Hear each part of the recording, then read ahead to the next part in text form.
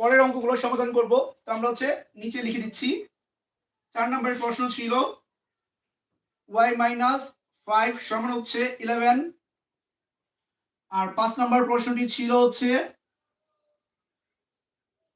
z plus 3 সমান হচ্ছে 15। আর 6 নম্বর প্রশ্নটি ছিল হচ্ছে 3x প্লাস 12 ও 3x সমান 12 ছিল। তো এখানে হচ্ছে নিচে তিনটা প্রশ্ন লিখে নিয়েছি, 4, 5 এবং 6। এখন হচ্ছে 4, 5 আর 6 নম্বর অঙ্কটি সমাধান করব। তো তার আগে হচ্ছে যারা যারা লাইভে অংশগ্রহণ করেছেন বা আছেন তারা হচ্ছে কমেন্টে ইয়েস লিখে দিন যে আপনারা আছেন, বুঝতে পারবো। তো আর অঙ্কগুলো যদি বুঝতে পারেন তাহলেও কমেন্টে জানিয়ে দিন অথবা ইয়েস লিখে দিন। এখন দেখুন এখানে ছিল 1 মাইনাস 5 সমান হচ্ছে 11। তো যেহেতু এখানে সমান চিহ্ন দেওয়া ছিল তো প্রথম হচ্ছে এখানে বা লিখে দিব। আর এই চ্যাপ্টার থেকে এই চ্যাপ্টার তো আমরা হচ্ছে নিয়মিত ষষ্ঠ শ্রেণীর অঙ্কগুলো লাইভে দেখাই দিব। তো গুরুত্বপূর্ণ অঙ্কগুলো এই চ্যাপ্টারের সব কটা অঙ্কই ভিডিওতে দেখাই দিব।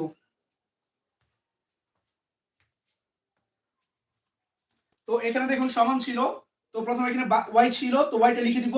আর কিন্তু এখানে চলক দেওয়া নাই, অর্থাৎ y আর নাই, তাহলে হচ্ছে সমান চিহ্ন দিব। এখানে দেখুন সমানের ডান পাশে 11 ছিল, তো 11টা লিখে দিব। এখন দেখুন শুধুমাত্র সংখ্যা আছে কিন্তু সমানের বাম পাশে, তো সমানের বাম পাশে ছিল -5। বামে যদি মাইনাস থাকে ডান পাশে গেলে সেটা প্লাস হয়ে যাবে। পরে 5 ছিল, 5 দিয়ে দিব। এখন দেখুন এখানে 11 আর 5 যোগ করলে কিন্তু আমরা মানটা পেয়ে যাব। যেহেতু মানটা পেয়ে যাব তো এখন আর বা লেখার প্রয়োজন নাই, তো আমরা সুতরাং দিয়ে দিব। যখনই মানটা পেয়ে যাব তখনই হচ্ছে সুতরাং দিয়ে দিব। তো y সমান হচ্ছে 11 আর 5 যোগ করলে হয় 16। তো আমরা y এর মান কিন্তু 16 পেয়ে গেছি। তো শেষে লিখে দিব হচ্ছে সুতরাং নির্ণেয় সমাধান। নির্ণেয় সমাধান হচ্ছে y সমান 16।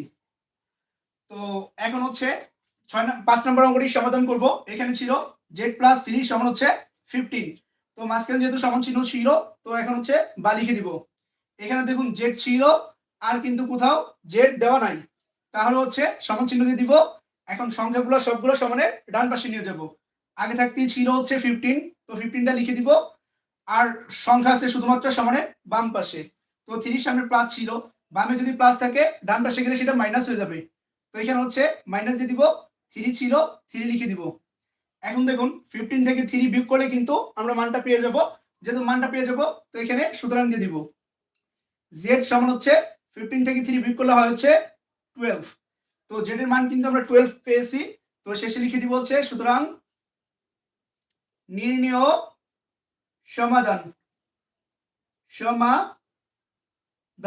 নির্ণয় সমাধান হচ্ছে z সমান 12। তো এটা হচ্ছে 5 নম্বর অঙ্কটির সমাধান। এখন হচ্ছে 6 নম্বর অঙ্কটির সমাধান করব। তো 6 নম্বর প্রশ্নটি ছিল 3x সমান 12। তো যে দেখুন যেহেতু প্রশ্নের মাঝখানে হচ্ছে সমান চিহ্ন দেওয়া ছিল তো প্রথম হচ্ছে বা লিখব। এখানে দেখুন 3 আর x এর মাঝখানে কোনো চিহ্ন নাই, তার মানে হচ্ছে মাঝখানে গুণ আছে, অর্থাৎ 3 আর x হচ্ছে গুণন অবস্থায় আছে। যদি বাম পাশে গুণন অবস্থায় থাকে ডান পাশে গেলে ভাগ হয়ে যায়। তো আমরা হচ্ছে x এর মান বের করব। তো x টাকে হচ্ছে সমানের বাম পাশে লিখে দিব, পরে সমান দিব। আগে থাকতে হচ্ছে ডান পাশে 12 ছিল সেটা লিখে নিব। এখন দেখুন 3 আর x যেহেতু গুণন অবস্থায় আছে তো বাম পাশে গুণ থাকলে ডান পাশে গেলে ভাগ হয়ে যায়।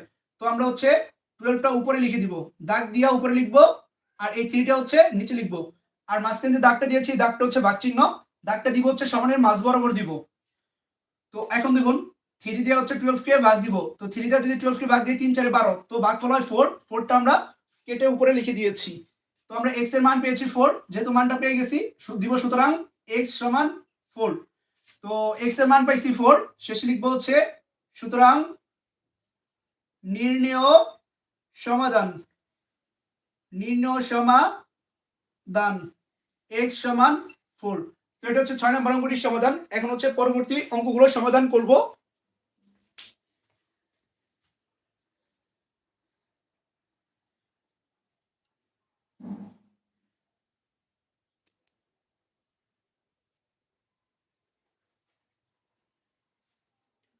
তো হচ্ছে প্রশ্নটা মুছে দিচ্ছি।